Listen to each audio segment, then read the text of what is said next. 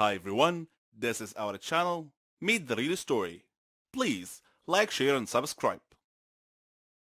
Every one of us has a talent. It may be singing beautifully, drawing artistically, writing poetically. We're all different. Our special talents make us happy. We are all unique in our own way, living in a world full of peace, love, and happiness. But what if our talent became our bane? Well, my talent did become my bane. Let me tell you how. My name is Jenny, and I'm 16 years old. I lived in a quiet neighborhood with my parents and my little brother Matthew. I didn't have a lot of friends or hobbies. I was only interested in social media, but I always had a feeling that I had something unique, something that distinguished me from others. Turned out I was right. It all started on my grandmother's birthday. My family and I were traveling to her home to celebrate the occasion. The road was narrow and bumpy, with a rocky shoulder on one side and a river on the other. Dad was driving too fast, so obviously, Mom was a bit worried. Conversely, Matthew was excited. It was raining so hard that day that Dad feared the weather might get even worse, so he was driving faster than he should have to try to arrive at Grandma's house quickly. I was worried too, but for a slightly different reason. I had a feeling of impending doom on that trip. The rain got progressively worse. There was almost continuous lightning and thunder. Suddenly, we saw a big truck that had stopped on the road ahead of us. Mom screamed. Dad swerved to avoid hitting the truck and lost control of the car, which had gone on one of its sides and off the road into the river. It was the most frightening situation I had ever experienced in my whole life. We went underwater, and I felt as if we were in an aquarium. Dad was unconscious, and his forehead was bleeding. Mom was struggling, and Matthew was paralyzed with fear, his eyes tightly shut. Then, my vision went dark. When I woke up, I found myself in a hospital bed, with a team of doctors around me. When I asked them about my family, the look on their faces told me that I was the sole survivor of that horrible accident. Several days had passed since the accident. I was having trouble sleeping. The doctors gave me some sleeping pills. They even tried hypnosis to help me sleep. Grandma came to visit me. She was very sad. She said I could come live with her.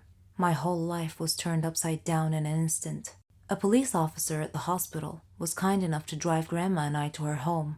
After he dropped us off, something strange happened. In a fraction of a second, I had a vision, a momentary premonition that something bad was going to happen to him. I saw him trying to catch a thief, and suddenly crashing into another car. So I thanked him for the ride, and told him to take care of himself, to be very careful. He smiled, and said that he will. The very next day, as I was watching the news, I saw a report that very same kind officer had died in a car crash, just like my premonition. Grandma was upset when I told her what had happened. I didn't tell her that I had foreseen his death, because I knew that she wouldn't believe me. In fact, she might have even thought I was crazy. This strange turn of events happened again, with one of our neighbors, who visited us one day. She was a kind, lovely woman. I had a premonition that she would die in her kitchen due to a gas line explosion. I urged her to be careful with the cooking gas, because it could be so dangerous. But she just laughed and said that she loved cooking, and that there's nothing to fear. Grandma got a bit upset with me for making a big deal out of nothing. She said that I was just a little paranoid due to the accident, and that my imagination was getting way too overactive, and that I shouldn't try to scare people. Needless to say, the neighbor that I had warned did indeed die in a gas line explosion 4 days later. Coincidence? I think not. Am I somehow causing these incidents to happen? I couldn't help but think that I was somehow linked to the whole thing. I searched the internet for any information about this phenomena, and I found that it was common in people who had been involved in a traumatic experience, especially almost drowning incidents. I read a research that said that parts of the subject's brain would become very active. After our neighbor's accident, my aunt and uncle came to visit us.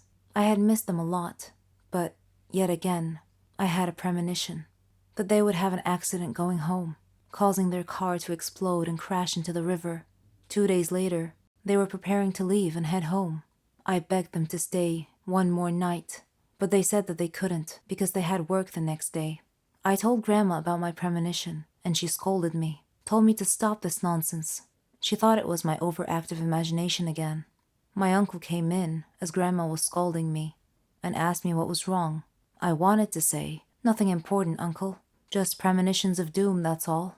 But I didn't. I went to sleep instead and had a dream that Uncle was going to get run over by a car. Suddenly, I woke up to the sound of Uncle and Grandma's voices. They were talking about me, and it was raining outside. Uncle stood up and said that he had to get something from his car. I sat up straight and shouted, "No, don't go." Uncle said, "Jenny, it'll be fine. I'll just get something from the car." I couldn't dissuade him from going, so I followed him out. Uncle went out to his car and was standing by its door, which was facing the road. Then I saw the headlights. A car was coming down the road, driving towards us. I saw the car hit a flooded spot on the road and suddenly began sliding sideways, right towards Uncle. Instinctively, I made a decision to try and protect him. I had to at least try. I jumped in front of the swerving car. The driver saw me and tried to regain control. Suddenly, I felt a warm sunshine mysteriously coming down from the sky amidst the rain, and I felt calm and safe. And I had one final premonition before everything went dark. I don't really like Indian movies because the actors are always overreacting, and the movies are not logical at all. But this is just my personal opinion. However, I've discovered that there are stories stranger than Indian movies. Let me give you a real-life example. I'll tell you a story about a young woman named Samantha. Samantha was a beautiful girl with blonde hair and green eyes. She lived with her grandmother after her parents died in a horrible car accident. The whole country read about it. She had many friends, and all the neighbors liked her. They considered her the most beautiful girl in town. Many had proposed to her, but she didn't care much for them. One day, Samantha was walking alone down the street after visiting one of her friends. Suddenly, she had an eerie feeling that someone was following her.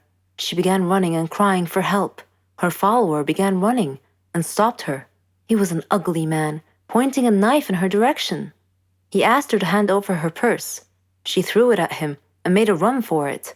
The man said wait and made to stop her, but another man appeared out of nowhere and punched the thief, who fell unconscious. The brave and good Samaritan picked up Samantha's purse and handed it to her. He was very handsome, with green eyes, soft hair, and an amazing smile. He escorted her back home, and she felt that he was her knight in shining armor. She went inside and hugged her grandmother tight, who was a little surprised but smiled. Samantha was so happy that she gently pulled her grandmother to her feet, and they whirled around and danced playfully.